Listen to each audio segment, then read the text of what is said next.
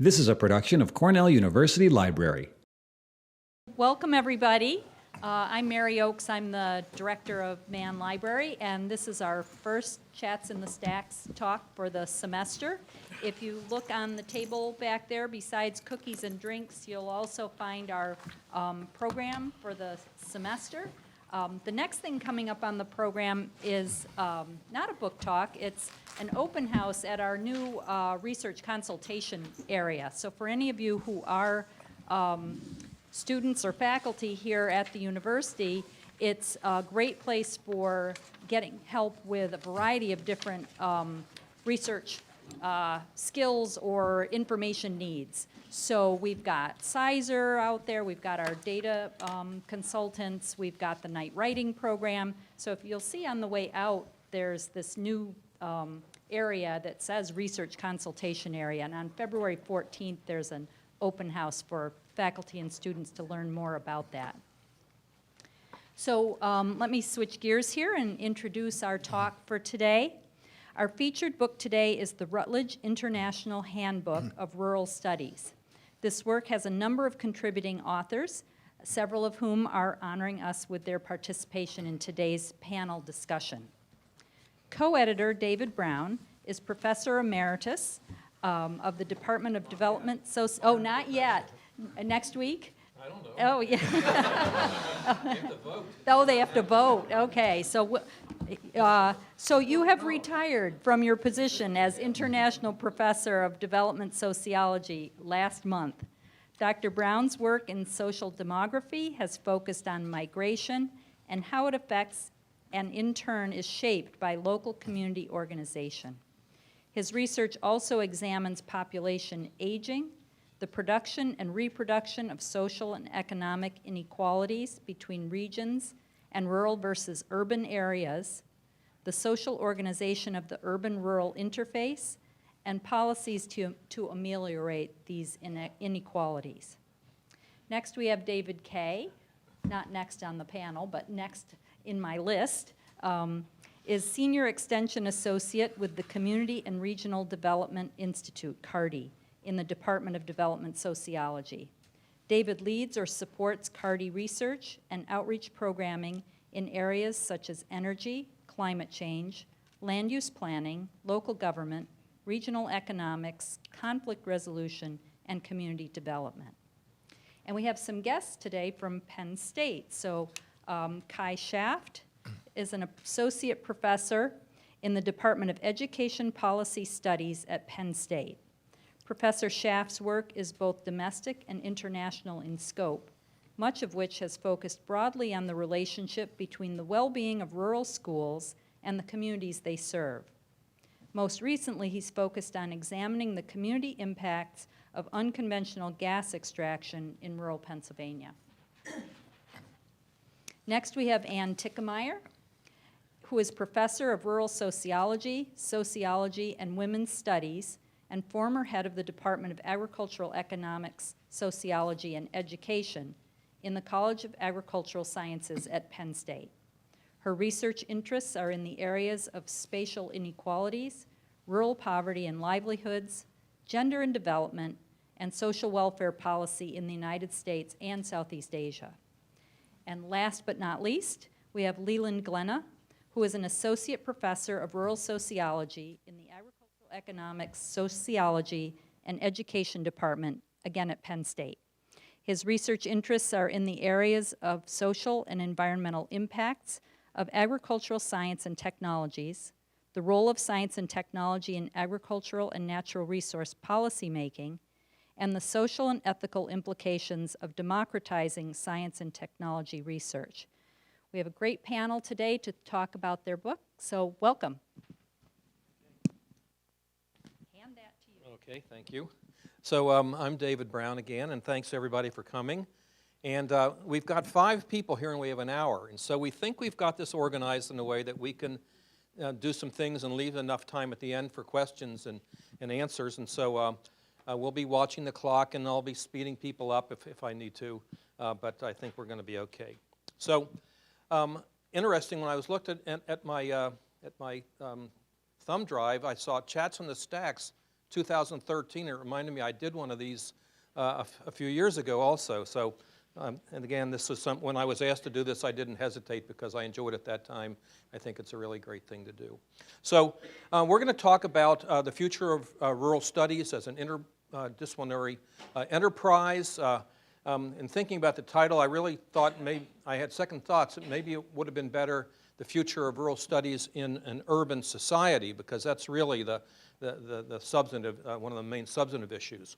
So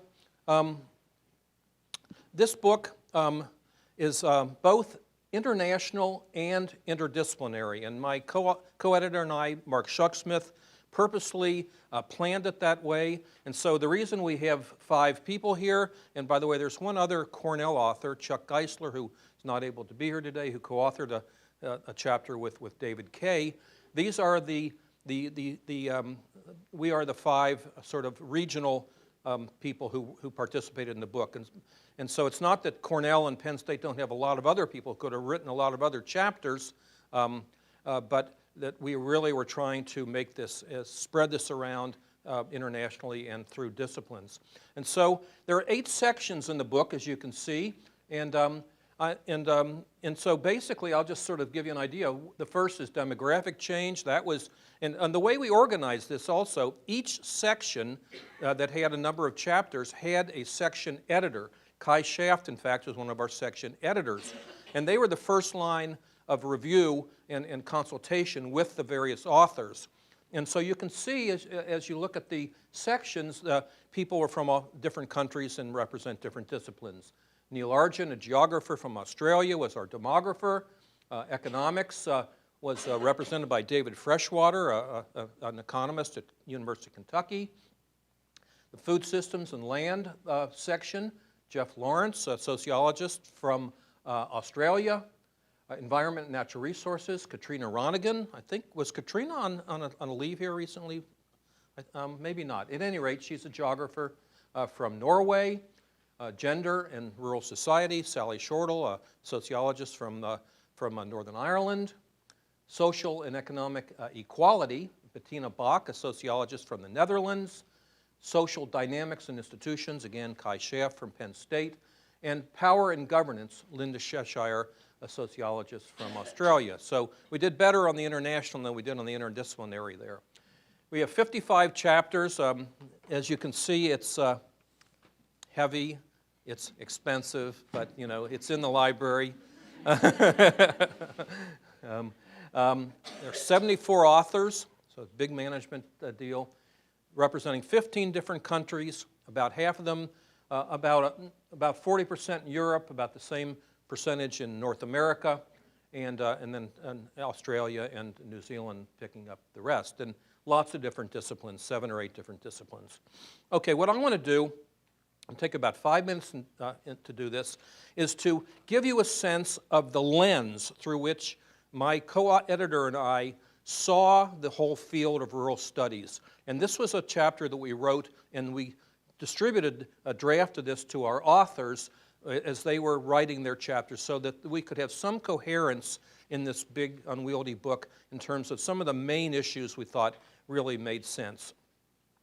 So we thought, first of all, there is really no grand narrative of rural social change because rural areas and rural people are really diverse.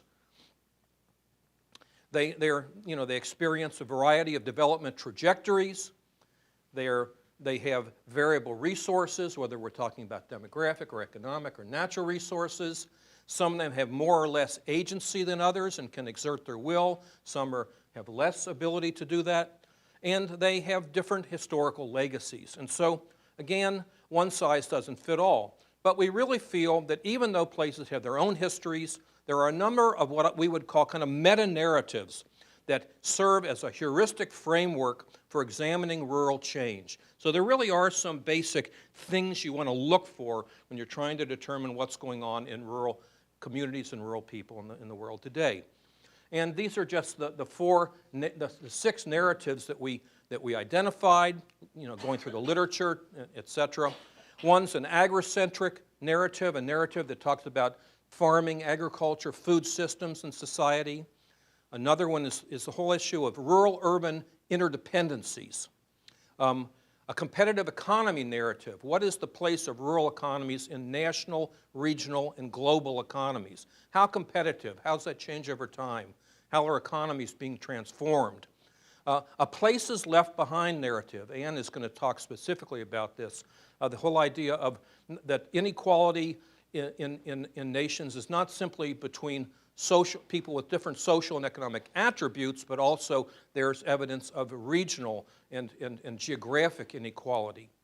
An amenity-based economy narrative, the whole idea of recreation and leisure and tourism as a basis for economic and social development in rural areas. And finally, a narrative that's a narrative of society and nature, that you can't really separate the social world and the natural world, that they're inextricably related with each other, and it's not, the causal direction's not one way or the other, that they really are mutually constitutive. So these are the narratives. Well, that's a lot to get your mind around, and so, and they're interrelated also. So basically what we say in our introductory chapter is that there are some major themes that emerge from these narratives, these stories of how places grow and change over time. And you can use these narratives as a lens to look at rural people and communities, to examine them, to understand them. First, there's a theme of increased mobilities and interdependencies. Now, I tried to find a cartoon, but I can see already that you guys can't see these, so I'll have to tell you what they are. This one says, I got to go to my glasses here. There's these guys standing out here, and there's a road, and it's got crossed out. It says metropolis, 50 kilometers, 30 kilometers, 10 kilometers. And these guys are saying, we're waiting for the city to come to us. And so the whole idea that there are relationships between urban and rural areas, and they're really a very important part of the story. Secondly, rising social and economic inequality.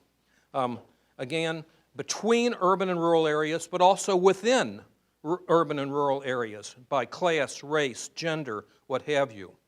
The third theme is the fiscal crisis of the state, and that it not only affects the nation at the macro level, but changes in national policy, the withdrawal of the state from certain social programs affects communities at all levels of the society. This one's got here, next rural health care. And again, it's got crossed out, and it's down to, was 150, 200, now it's 300 miles. And the final theme is rural places can be sites of resistance, and of course we have a really good example of this resistance right around here, but they can also be places that recreate the neoliberal structure. So those are the four themes that we think really are the most important, thinking about what's happening in rural areas and to rural people today. So what we're going to do now, we're going to, each person again wrote a chapter themselves, and we're going to give everybody 2 or 3 minutes to talk about their chapter and how their chapter relates to one or more of those main themes that structure the book. And so, Anne, I think you're first. And so it's Anne, David K., Kai, Leland, and then me. And so here you go. Okay, thank you. And we're going to hop up and down. Thank you. It's a great pleasure to be here. I think it's about 20 or 25 years since the last time I was in Ithaca, so it really has been great to be here. And this time I got to eat at Moosewood, which was a real treat. My chapter is co-authored with a couple of longtime collaborators, Greg Hooks and Linda Labeo, and it builds on work that we first published in 2007, which it also seems like an incredibly long time, 10 years ago, The Sociology of Spatial Inequality. Basically, in this chapter, we develop one of the themes in that book we basically take a critical view of scholarship that exists and that is needed to understand issues of inequality in rural America. as I said, this is work that we'd all been in one way or another working on until we came together to put this book out. And in many ways, what this chapter and the work from this book and the subsequent stuff relates to all of the themes in the book, but of course, rising inequalities is the most obvious one. Basically, one of the things that we have been dedicated to doing is to pointing out how the neglect of looking at spatial issues, at looking at geography, at looking at the difference between space and place, where things are located, and particularly as this applies to rural areas, has been a great failure of scholarship across many of the social science disciplines. So that what we are doing is looking at the old mantra from my discipline, sociology, who gets what and why, and saying that you can't understand this unless you also add where. So we're saying that who gets what, why, and where is a fundamental task for social scientists who are interested in issues of inequality, social justice, the distribution of valued resources, and how some groups in society prosper and some don't. So we're focusing on basically merging the study of inequalities and uneven development, inequalities across different social groups, and inequalities across different spatial locations, different geographic contexts. And you can think of inequality, so we know that, some people are wealthier and some people are poorer, and there are all different ways of stratifying groups of people. But it's also true of places and geographic locations. And to understand how social inequality actually takes place, you have to bring the two together. So this is a lot of what we're trying to do. We're saying that the distribution, in some ways, is really obvious, right?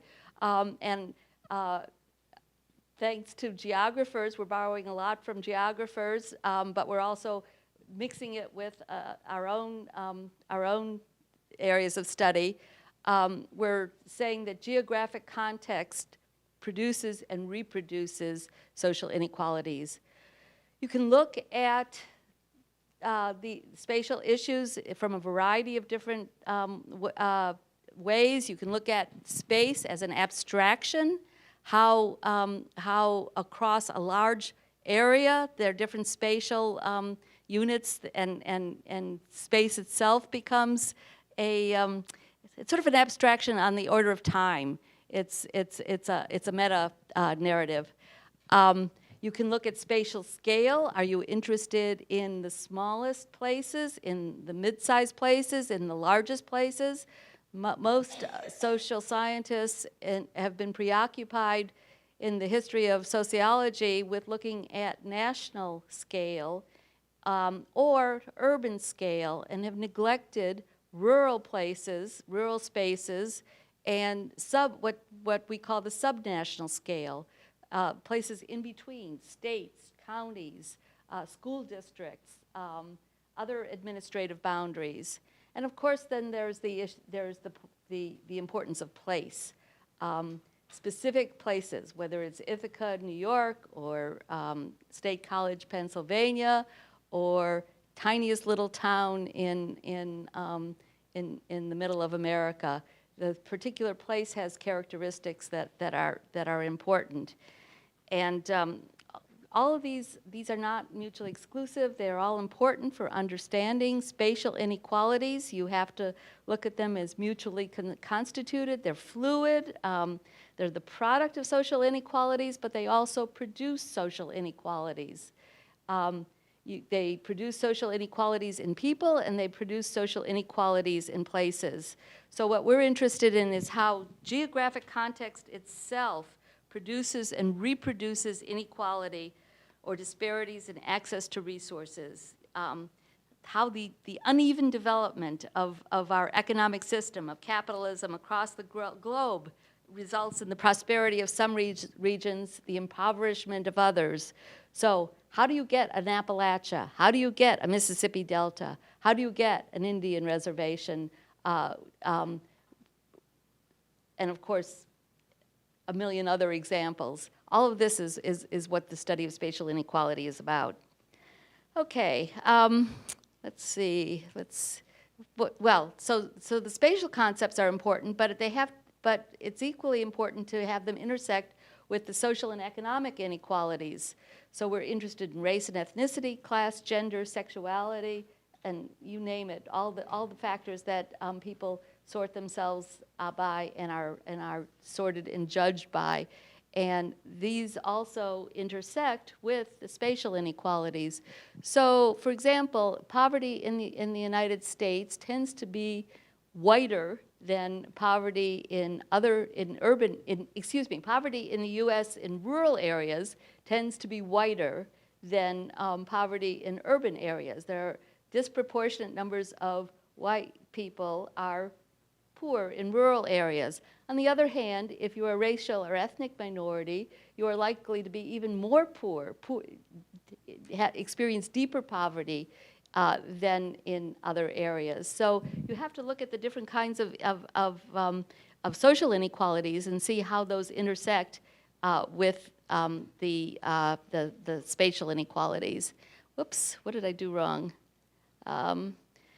Okay, so if we look at what a lot of what this book, our chapter in this book does is it looks across the different literatures and looks at where there has been a lot of research. There's been quite a bit of research on poverty. In rural America, there's been a lot of research on labor markets, where are the jobs, especially with the advent of welfare reform. There was more and more interest in devolution and the welfare state. What happened to the safety net in rural America? Population processes, I leave that to David to talk about, but all of these are areas where spatial inequalities have been to some extent an issue of attention. Agriculture and food, looking at changing agriculture production and consumption increasingly is something that is looked at. Certainly that the whole changing structure of American agriculture has had profound impacts on rural places, and of course environment and natural resources. In other words, what we're saying is that if you want to understand spatial inequalities, you have to understand the economic structure. You have to understand the institutional arrangements, whether it's the family, the political system, civil society, or any of the other kinds of institutions that places are built on. And you have to look at the spatial geographic context and history of places. So, for example, in Appalachia, which has been where I have been located for much of my adult life and has also been something that I have studied for quite a bit, you can see, to understand persistent poverty, one of the things you have to do is look at the history. I have colleagues who have gone back to pre-colonial days to look at the history of poverty in rural Appalachia. And you can just see how what we see today, it rests on what happened yesterday. We also need to look at data sources and limitations. We have an agenda for what needs to be studied, but we lack good data in many cases. A lot of the analysis that's done out there uses national data, and yet if we're wanting to understand rural America, we need to understand subnational units. We need to understand things at the county level, at the small town level. All of this is problematic. When the census went to the American Community Survey, it takes 5 years to get a rural sample. It creates big issues. So anyway, what we're doing is we're looking critically at what is not available for understanding rural America and what needs to be done to understand the inequalities that exist there. You might ask, why is this important? Well, why does studying spatial inequality in flyover country matter? And all you have to do is look at the history of the vote and that resulted in the most recent presidential election. you know, the neglect of rural studies, the failure to understand the issues and complexities of rural populations and places, and especially the hardships brought about by changing structures of inequalities, how rural places are linked into global structure and processes, the way policies that accelerate growth in urban areas and the decline of rural places, and how people respond, led to what for many people was a November surprise.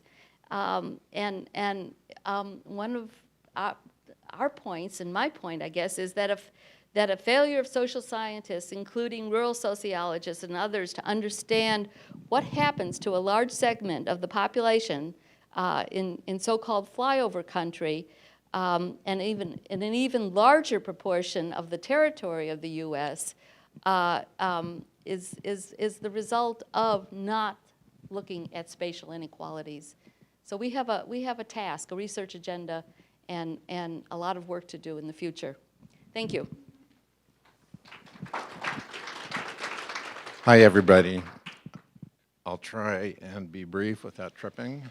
Chuck Geisler was actually his colleague in development sociology who recently retired, was the lead author on this. And the chapter comes out of a long-held joint interest we've had since I was a student of Chuck's in property and land and ownership-related issues. So our chapter is land use planning in an age of hypersecurity. It's really trying to look at what happened after 9/11 and the way that property rights have evolved in the country. And you can look at down at the bottom.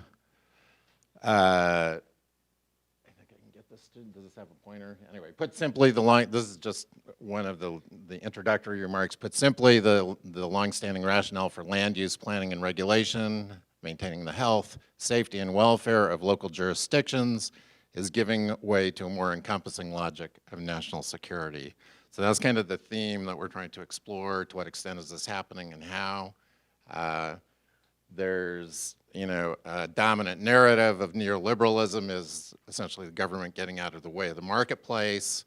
And we're arguing here that there's a contradictory trend starting, which is indeed greater government intervention. And of course, there's very interesting politics behind all of this about who's in favor of what and so on, because it's not always the same actors who are on the same side on all of these issues. I'm not going to take the time to kind of go into this. You can read the chapter if you're that interested in it, but just sort of generally we talk about some of the history of the militarization of land use, and I just threw out a couple of the examples we draw on, but sort of the obvious ones, such as we have military bases all over the country that are land use and property related, where there's federal ownership. Clearly, some of the logic that many people know about, but not everybody, about the fact that our interstate highway system, which obviously had an enormous impact on land use,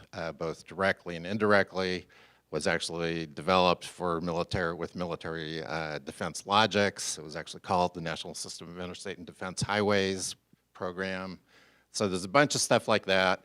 A bunch of other stuff more recently, post 9/11, that we explore, which is really the heart of the argument, just trying to see what's going on in terms of how not just First Amendment rights and issues around free speech, which is what most people think about, I think, initially when they think about security issues and military threats, but also Fourth and Fifth Amendment rights related to searches and seizures and compensation when the public sector intervenes and takes property. How are those kinds of things being affected? And I have, my little topical picture of Donald Trump because of his interest in the wall, border walls, and things like that. That's one of the themes that we explore. We have another section in the chapter which kind of tries to look at sort of the kinds of mostly environmental land use regulations that have been and can be used as precedents, really, for how the state intervenes in local land use issues and the way that those relate to some of these other militarized versions of that. And then our conclusion, overarching, is, as it says there, to imply that militarized land use planning is a pendulum that swings away from neoliberalism, is to misconstrue what's going on. In fact, there's geostrategic needs why you can intervene through the state and must intervene through the state in order to meet the needs of the neoliberal regime. So that's the basic chapter. Maybe I'll save this because of time for the discussion, but I would say that in general, our chapter is a bit on the edges of the mainstream of some of these themes, but it kind of, so it doesn't like conform entirely with any one of them, but I think that each of the main theme areas has implications and interactions with this theme that we talked about. And I'll pass it on to, hi.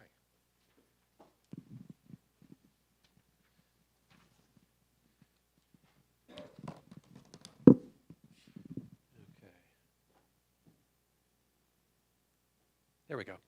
All right. So I did something a little bit different. I didn't. Well, I guess I wrote an introduction to a section, but I was primarily a section editor, and David contacted me and asked if I would edit a section of the handbook, somewhat ambiguously entitled "Social Dynamics and Institutional Capacity," and over many years, I've learned that when David asks you to do something, even if it's a little bit odd or uncertain, just say yes. So I said yes.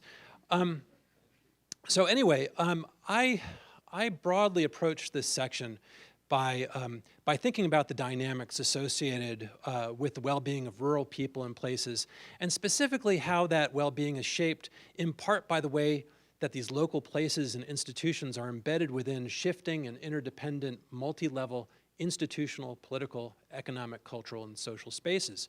So we can talk about the institutional side of things and the institutional capacity of rural places, but I was also trying to select and edit chapters to illustrate how the organization of rural places is also shaped by multiple and contested constructions and social narratives of rurality, place, history, and community. So, for example, while rurality is often understood as an idealized landscape or a repository of traditional values and self-reliance, or as a playground for urban dwellers, within socio-spatial hierarchies, it's also simultaneously often framed as a second-rate, backwards, or anti-modern space. So these social dynamics also shape the well-being of rural people and places. So the section ended up including a rather wide-ranging 6 chapters, not including my introduction, engaging in rural context from family farming to local resiliency to climate change, rural resource production in Canadian and Scandinavian contexts, indigenous education in the US and New Zealand contexts, and a chapter by a pair of cultural geographers on the geography of the body and rural bodily well-being.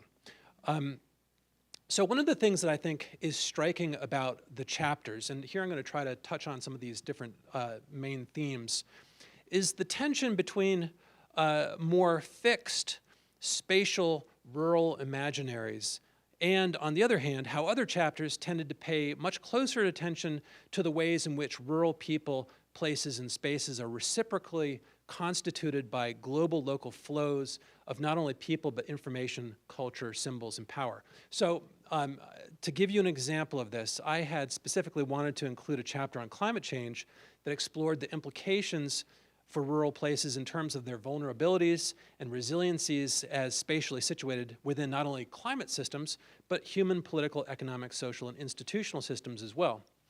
The authors, though, chose to take an approach that focused specifically on the attributes of local rural places using a community capitals framework that essentially tries to identify the social and institutional assets contained within a place and how those assets provide varying degrees of resiliency and adaptive capacity. In short, if you have it, good for you. If you don't have it, you better get some, right?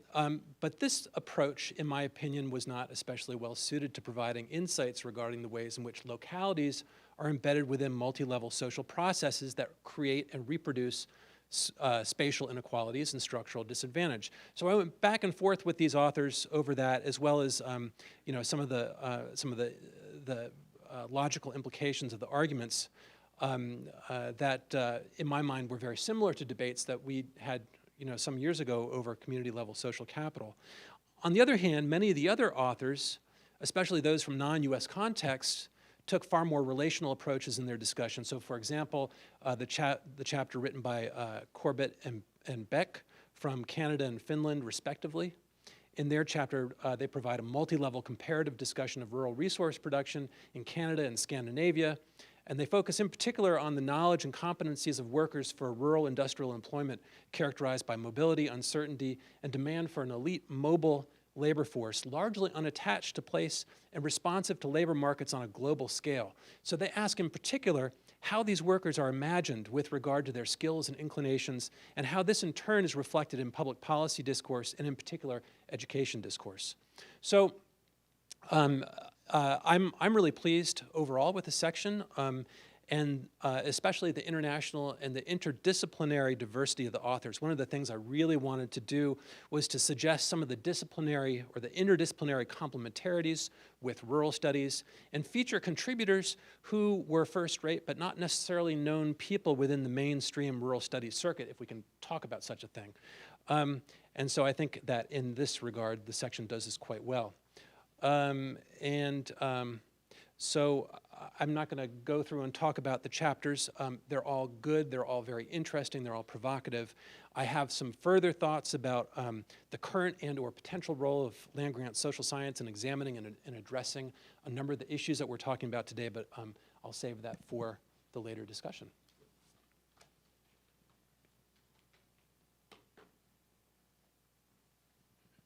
Thank you. All right. So our chapter, as I say, we fit probably mostly into the rural places as sites of resistance to neoliberalism, even though we're not really talking about rural places or resistance. We're talking about, yeah, disease resistance, sure. But we're talking about how universities research that, or agricultural science and technology serves rural places, and really the lack of resistance.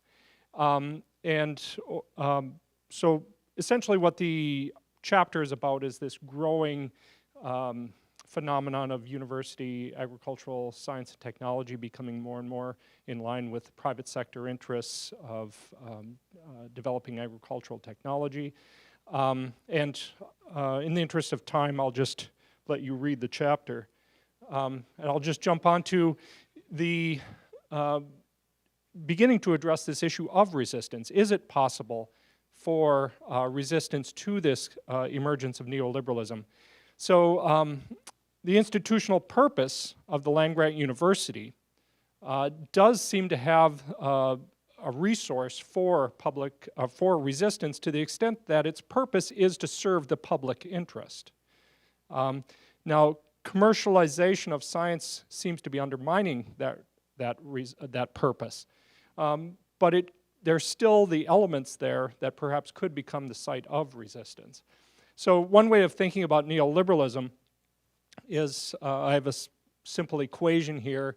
If you think about economic growth, labor, capital, resources, and technology, basic production function, and this has largely become the way we look at science and technology over the last 30 or 40 years.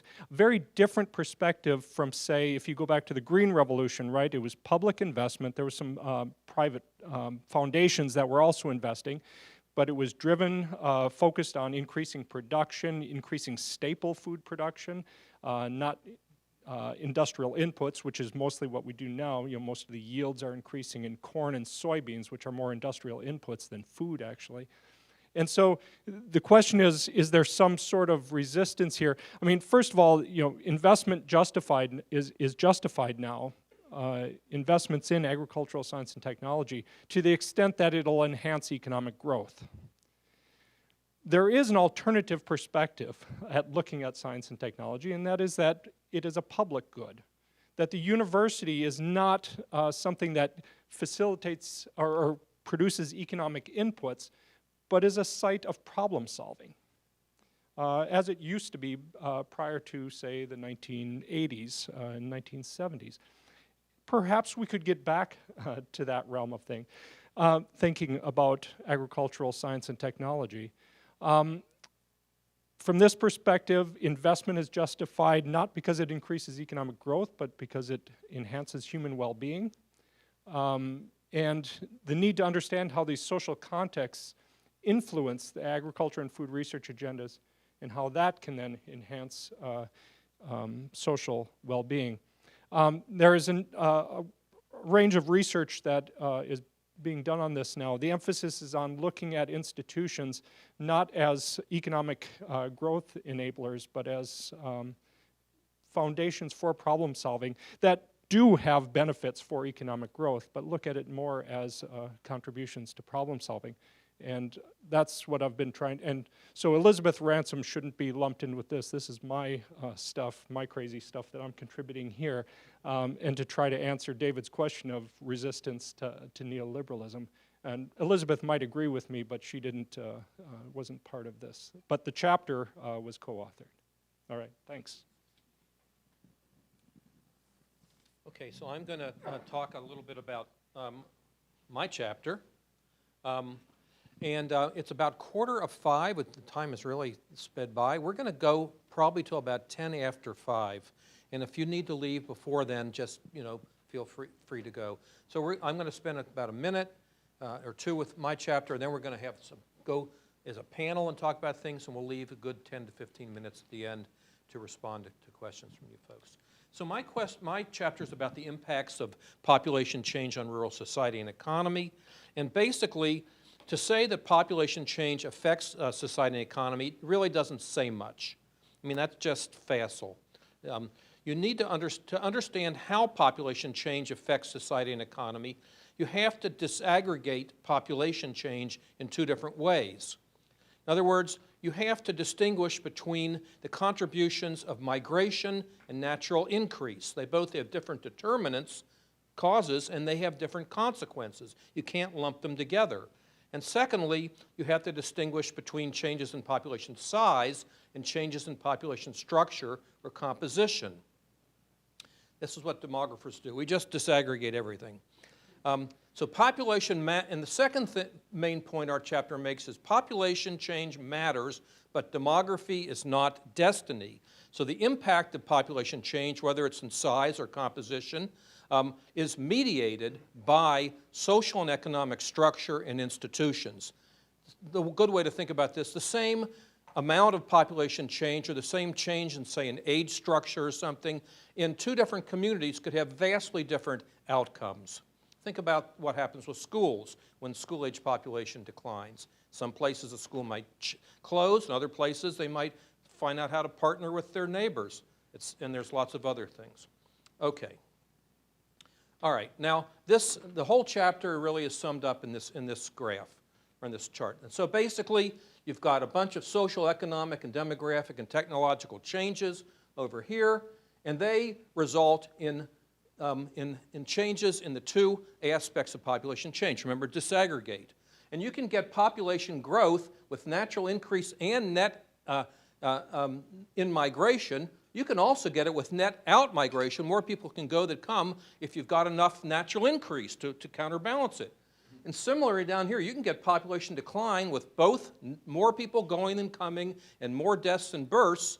Obviously, that would lead to population decline. But you could also get it if you had more people coming in than going out, if you had enough deaths compared with births to counterbalance that. So you've got to disaggregate that. And so then you've got growth and decline, and they both have an effect on, obviously, the size of the population, but also on the composition of the population.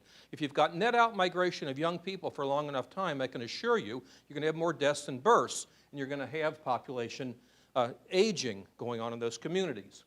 So here we have the disaggregation of population, but the point of the matter is that it goes through, these effects are mediated by the salience, the social salience of issues, education, healthcare, whatever, by the economic, the political will. Is the public sector willing to do something about this? and are there enough resources?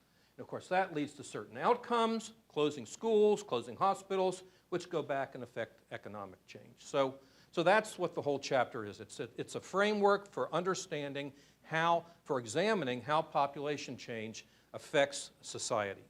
And so I'm not going to, I think it's time to get in. So what we're going to do now, we're going to spend about 15 minutes, and we're going to look at each of the 4 themes that sort of shaped and motivated this book, and we're going to just go as a panel, and we're going to sort of offer up different ways that we think issues, problems, opportunities, policies that are related to these different themes. And then at about 5 o'clock, magically, we're going to switch into Q&A, and for those of you who can stay for another 10 minutes or so, we'll respond to any questions you have. I'm sorry this has gone long, but there's 5 of us. It takes a while to do this. So, okay, we're going to talk first about increased mobilities and interdependencies, and so whoever wants to make a point about what they think, in an issue that's related to this, just, you got a mic? Well, I kind of screwed things up, David, because I sort of wrote up a set of comments about the role of the land-grant institution in addressing some of these issues, but I think my comments are mostly connected to some thoughts that I've been working out with relation to this increased mobilities and interdependencies and the tension that I was talking about between these more static and relational rural imaginaries. And so as I thought about this, I tried to link it back up with some things that have been taking place recently in the role of scholarship in rural studies. And so one of the things that I would argue is that within rural studies, from the standpoint of relationality, this is especially prevalent in European social science and in geography-oriented disciplines, although I think it's less the case in the US, where social science has in practice still tended to fall back upon rural and urban spaces as distinct spatial categories, perhaps oppositional categories, and maybe this is at least in part due to biases within US social science towards more empiricist and post-positivist approaches. But I think what's interesting about this is that these academic practices have been matched by the deepened entrenchment within mass culture of alternatively constructing either rural or urban as other. So the former largely framed as a socially, culturally, and economically marginal or invisible space, while the latter is increasingly framed as the realm of a liberal elite. And we see this dynamic with the recent presidential election, and depending on where you're positioned, the blaming or the crediting of rural people for its outcome. And all of a sudden, rural is on everyone's lips, and this formerly rather invisible space is now an object of interrogation. Who are these people? So it's also interesting that as people try to find answers to that question, to see these so-called rural books, well, they are rural books, flying off the shelves, like Catherine Kramer's The Politics of Resentment, Arlie Hochschild's Strangers in Their Own Land, or even J.D. Vance's Hillbilly Elegy. But it's also interesting to see that these books are not written particularly by rural studies scholars. So to go back to this construction of rural and urban as separate spaces rather than interactive spaces, I think this has a couple of implications. One is that a static conception of space as a container for social processes enables, I think, the privileging of particular places and spaces over others. And this is something that rural studies scholars have struggled with for a long time. It's really difficult to get rural scholarship published in mainstream disciplinary journals. And you can take a look at mainstream disciplinary journals and see how rural stacks up against urban. So we can think about this in terms of the political economy of knowledge production within the academy, and how this mirroring and reproducing of these oppositional constructions of rural and urban space is a dynamic that helps to reproduce the foundation for the marginalization of the rural. And it's not simply within the academy, but within popular culture and public discourse and public policy. So it's interesting. It was interesting to me coming out of an education college to look at the Senate committee hearings with Betsy DeVos regarding her nomination as Secretary of Department of Education, and the fact that there was virtually no substantive discussion about what this might mean for rural schools, and it means a lot. Anyway, I see this as a real challenge, both with respect to rural studies and social scientific scholarship in general, but also as a challenge for civic discourse, and perhaps even more importantly, the ways in which social science can engage with and is valued by and within civic discourse. So I'm going to wrap this up, but I've been pretty preoccupied with the recent political turns in this country. And I was down in D.C. for the march with my 13-year-old son, and we've been paying pretty close attention to it. And then I heard about this march coming up on April 22nd, the March on Washington by Scientists. And then I saw an op-ed in the New York Times this week, which caught my eye. Perhaps you've seen it as well. A scientist march on Washington is a bad idea. I thought, wow, well, seemed like a good idea to me, but what the author argues is that rather than marching on Washington and in other locations around the country, I suggest that my fellow scientists march into local civic groups, churches, schools, county fairs, and privately into the offices of elected officials. Make contact with that part of America that doesn't know any scientists, put a face on the debate, help them understand what we do, how we do it. So, I tend to think that's exactly right, but the structure of the academy, even in land-grant institutions, tends in a variety of ways to mitigate against public engagement. So as academics, we're just simply not rewarded a lot of times for this kind of activity, and in fact can face sanctions if our work deviates too far from what's considered legitimate scholarly work. So these are challenges, and another challenge is that these issues are highly complex and they defy simple explanations or simple answers. So how do we translate our work? There are some openings for that, but it's easier said than done. And then how do we do this work in a political environment that may very well be outwardly hostile, not only to rural scholars, but towards all scholars, and in fact, perhaps towards the truth itself? So I think these are issues that are going to pose real challenges in the years ahead, and these are challenges which I am kind of on the fence about with regard to how good of a job rural scholarship has done. But on the other hand, rural right now is having a brief moment of real attention. And that may provide some new and unforeseen opportunities that we shouldn't miss. I'm going to kind of change the rules of the game here because we're going to run out of time. And so I'm just going to get everybody an opportunity to speak to one or more of the themes of the book. It's something that you think is really a big issue or a salient opportunity or problem coming through. So why don't we just start, Leland, and we'll just march down the table here. I think I already kind of did that in my presentation, the potential resistance that university scientists could represent. And I think Kai did a nice job of explaining that we need to find a new way of getting our messages out. I think, certainly my career now of about 20 years in academia, I've been documenting the failures of neoliberalism. I think we could all see this coming, but nobody's really listening. Somehow we have to get our message out in a more coherent way, I think, and a more successful way. And we're not. So I think that's maybe future research and outreach opportunities. So I'll start by saying that I think I'm in really a very different position than the other people on the panel as in my role in the land-grant university, and I think it's relevant, which is why I'm going to bring it up, which is I'm a senior extension associate.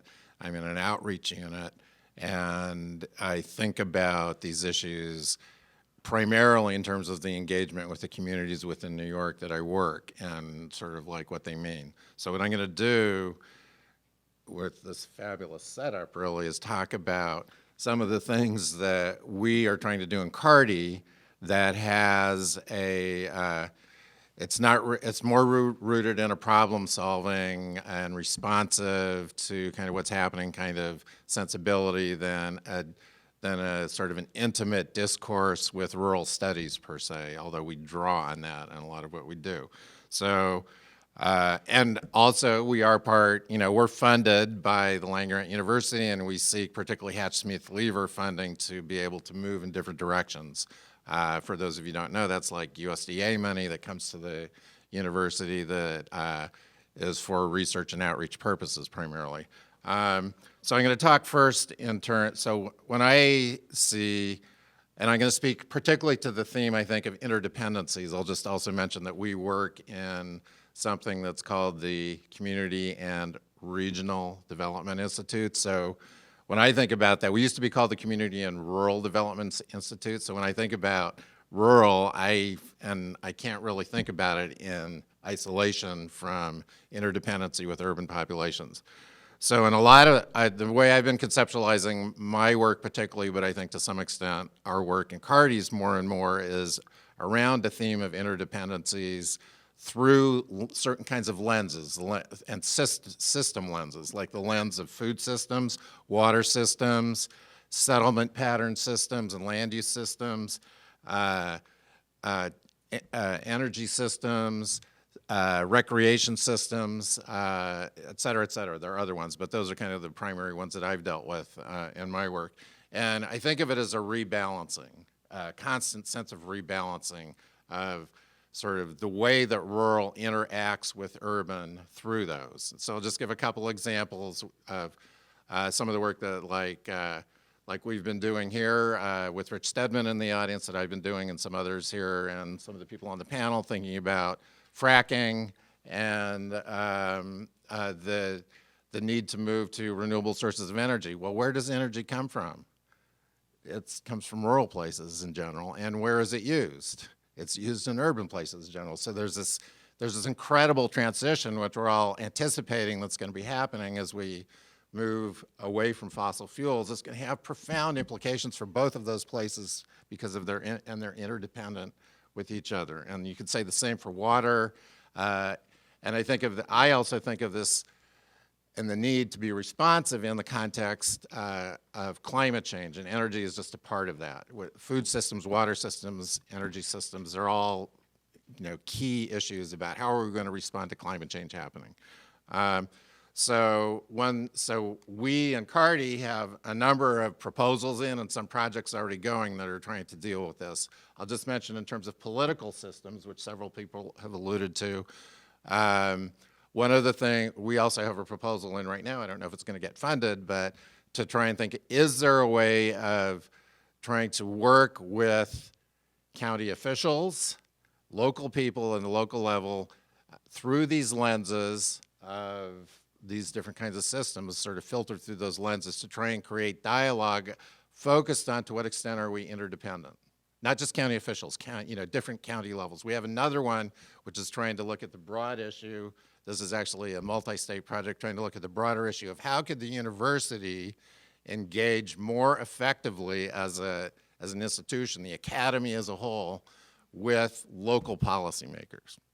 There's almost no academic foundation about how to do that work and what's effective and what isn't. There's no research into how do you do that work very well. So I'll just leave it at that. Interesting points, and I'd like to build on that. Every time there is a budget crisis in my state, the first thing that happens is they turn to the College of Agriculture, to the extension system, and 4-H in order to mobilize, because these are the folks that have connections out there with real people, mostly rural peoples, but sometimes somewhat beyond that too. Also connections with the politicians and the policymakers, which very few others in the university have. And so we get mobilized when that happens, but then we sort of stuffed back into our box and devalued, I think, in the larger academy. So there's a real weird contradiction there. We're used to do that kind of outreach that you're all saying is so important, and yet it's not valued in terms of our careers, and it's not valued in terms of the larger institution. And that gets also to rural studies, which tends to get marginalized in general, But it's not only the larger academy that marginalizes us, but we marginalize ourselves as well. And we marginalize particular topics that would help us do that outreach. For example, and this isn't just true of rural sociology and rural studies, but we know that religion is this huge driving force in what happens out there in the larger society, that culturally it's a really important issue, that if so you can blame or whatever, you can account for the election on the rural-urban divide, or you can account for it in terms of religious practices and beliefs, ideologies, or the different ways of dividing up the pie, and of course they all intersect and overlap in reality. But the point is, we don't study that stuff. I have a book coming out on rural poverty, and we don't have a chapter on on the importance of religion in rural society, in rural areas. But in the conclusion I was writing, I was talking about the decline of religion as an institution of rural churches, because those are such an important source of social support in rural areas. I got challenged by one of my co-authors about, well, show me the evidence, and I couldn't find any. And we all know it's true. If you read newspaper articles, if you talk to people, it's true, but none of us are studying it. Why aren't we studying this stuff? And I could multiply those examples many times over. So there's a marginalization in terms of the larger society in which we just don't see rural areas, and then within our own disciplines, we also don't see important facts about rural society, but we are occasionally useful. Glad you ended that. So I'm going to skip my turn in the sake for time, and so we have about 10 minutes. And again, if people feel that they need to leave, please just don't worry about that. But if anybody would like to make a comment or ask a question, Quick one, where do I get the book? what? Where do you get the book? Well, the Mann Library, I know has a copy because I donated one to it, and you can buy this on Amazon or from Routledge, but it's, well, you can see what the price is and make your own, you can decide whether you think that's a lot or not. Yeah, I have a question about science. I don't need that. Yeah. You do. for the All right, recording. sorry. So, I mean, to me, one of the things that complicate, I hear everything you're saying. One of the things, two things that to me make it even worse than what you're saying is in sort of thinking about, like, for example, David's talk and Ann's talk, whether we're talking about inequality, whether we're talking about that elegant diagram, that you put together in terms of outcomes, what's missing in that is the subjective experience of inequality, right? I mean, so, we have all sorts of indicators of community outcomes, et cetera, but I mean, in terms of how it is that people experience inequality, can act in terms of inequality, so this is a really, really subjective, agent-based kind of thing, and we don't have data on that, and collecting data on that is super expensive, and so, I mean, that's the first point. The second, I guess, is more of a question than a comment, is how worried are you guys about the alternative facts movement? I mean, so all of this predicates at least sort of some sense of acceptance in, if you're going to go and introduce yourself to your local decision maker and say, hey, I'm a scientist and here's what I do, in terms of the rise of why should I believe you and your fancy numbers? Go ahead. Well, to me, that's at the heart of one of our projects, which is, and I should say that we got into this, I think, through the lens of climate denial. At least I got into it through the lens of climate denial, and particularly I've been playing around for several years with one of our partners at Yale, who I think I've mentioned to you, but this is a guy who has a theory of cultural cognition, Dan Kahn. He's been on campus several times, and it's really about under what conditions do people sort of move out of, and I should say this has a lot of relation also to behavioral psychology and behavioral economics, even though he doesn't frame it that way, but the idea is of when do people put cognitive filters on and absorb information, reject information, listen to it, and then as an extension person, the way I would interpret that is, how do I create contexts in which people can actually listen to and absorb information? So it's really, really trying to move away from we have the facts, we have science on our side, and we're going to tell you what those are and let you see whether you reject it or accept it. It's trying to really think hard about, how do we create learning contexts where people are open to something, and particularly in this context of like really highly polarized issues, something that they're not going to reject immediately because all they need to know is who paid for the study and does it support my pre-existing conclusions, which I don't really have to know very much about the subject to come to that. I just need to know is it on the Republican team or the Democrat team that believes in those kinds of things. Interesting story. When I was at Washington State University, I was an assistant professor there for 1 year, and I used to hang out with plant breeders a lot. And I went out to meet with farmers once, some of the wheat growers out in eastern Washington. And this woman came up to me and said, "You're a rural sociologist. I've always wanted to talk to one." And I was kind of blown away. First of all, no one has ever said that to me before or since. But I think it got at something that there are problems that people face that I think we could address if we went out and talked, and they would be interested to hear what we had to say. I'm not sure we're really doing that. And in her case, she wanted to talk about the Conservation Reserve Program, how it had destroyed rural places. And I hadn't even thought about it. The way she described it to me was that, well, you take land and you make it into protected area. Well, it's not going to be farmed anymore, so that means that they're not going to buy inputs. They're not going to buy machinery. And so all of these areas that had highly erodible land lost all of their businesses, and the communities just kind of died. Wow, that's a really good point. And, I never would have thought of it if I hadn't talked to her about it. I never did write a paper about it, but it was an interesting, I ended up moving to a different university. But it was probably a missed opportunity on my part, and I wonder if we're all missing those kinds of opportunities as rural studies or rural sociologists or whatever, scholars who study rural areas.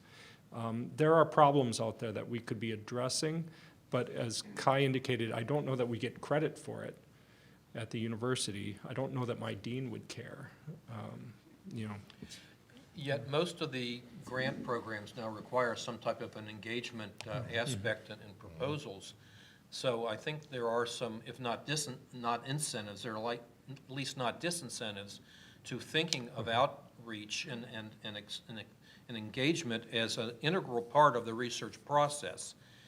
That's a little different than what Rich brings up, that you are perceived as being an elite and therefore not trustworthy, and I'm not going to listen to you just because some stereotype of that I have about what a professor might be.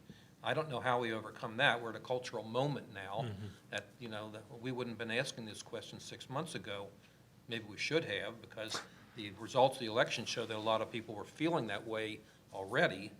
But again, I think the whole aspect of our responsibility for communicating the importance of our research and how it affects real people's lives and how they perceive their situation is undeniable and quite important for us as a part of what we do, not some add-on, something we should be planning right from the beginning.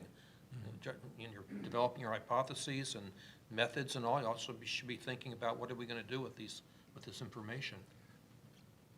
Could I just add one more thing, which is really quickly, which is because we talked about this in a little group ahead of time. I think the notion of respect is like really central, and so my hypothesis about a lot of what's happening, and I would say this relates to Black Lives Matters as much as it does to whatever rural upsurges, is that there's large segments of the population that not only feel economically marginalized, they feel disrespected, and if we could, by whatever the mainstream culture means to them, and if there was a way to operationalize and test that and collaborate across disciplines like psychology, communications, conflict resolutions, to me that would be like a really important thing to do to try and understand what's going on. Okay, we're going to take one more question, and then I think we'll call it a day. Great. Oh, geez, last but not least. So thank you all for giving an overview of this book. This is really great to hear. I'm coming from the planning school, and I'm curious, kind of as you're talking about kind of leading from behind, I guess, and listening to the leads of the folks who are in these actual communities, is there research or projects that are underway to actually look at changing the infrastructure, I guess, of these spaces, kind of on a physical scale? I know, like, historically, you know, these Grange halls and these churches, as people were saying, have existed to kind of bring the community together, but as we're seeing times change, and now this divide is getting much bigger, and so I'm just wondering, on a physical level, is there anything that's coming from within those communities, maybe through planning or demography or sociology, that's kind of bringing to light innovative solutions to maybe different kinds of structure spaces to reconnect these communities? Go ahead, why not? Well, to me, that relates, at least in part, to the theme of mobilities. And so I think about things like, and particularly about, so one of the things that defines rural, you know, almost by definition, is population density and the amount of space and so on. So one of the things that's been happening is access to modern society. So think about that both in terms of the internet. Think about it in terms of access to healthcare, like in David's cartoon about the hospital that's now 300 miles away. Think of it in terms of population settlement patterns and who controls those. And a lot of those things are. Think about it in terms of the local food movement, about trying to grow your food more locally and how that interacts with sort of what rural will mean. So if you think about all of those things, and I would say I collaborate personally probably more with planners than anybody else in the university, but they all have physical planning, I wouldn't say necessarily in the foreground, but in the background there's physical planning implications for almost all of those things because they all have spatial dimensions to them that link back to infrastructure that exists. So I'll just jump in for a second. I'm doing a study now on access to services in communities with extremely old populations. And so we're asking, what is the impact of living in a place where the average age is 10 or more years greater than the average age of rural America, not just America, rural America, and so what's available there and how do people gain access to it? And maybe this just seems obvious, but the whole issue of transportation becomes just completely, it's just tremendous, especially when people either reduce their driving or relinquish their driving ability. And this has got class aspects to it. It has housing and where people live, their community aspect, and to the extent that public transportation is available in rural communities, it is used in the case studies we're doing almost exclusively, to some extent by low-income people, but almost exclusively by older people. And so the nature and the availability and the cost of this is critical in terms of a relationship between a physical infrastructural aspect and a quality of life for an increasingly large part of the populations in these places. So, you're getting the last word. Okay. If I could just jump in, I don't know of studies, but I would encourage you to think about doing those things. I do a lot of road trips across the U.S. and that takes you in vast rural spaces, and it's really interesting to see, the physical decline of rural places, especially if you've been going to some of the same places over and over again. And with enough time, you can even see, the efforts to redevelop, and then those start to decline. And so, maybe in your discipline there are people who've studied it, but certainly in mine I don't know of any. But it would be a great thing to look at. So thank you very much, everybody. Thanks for staying late.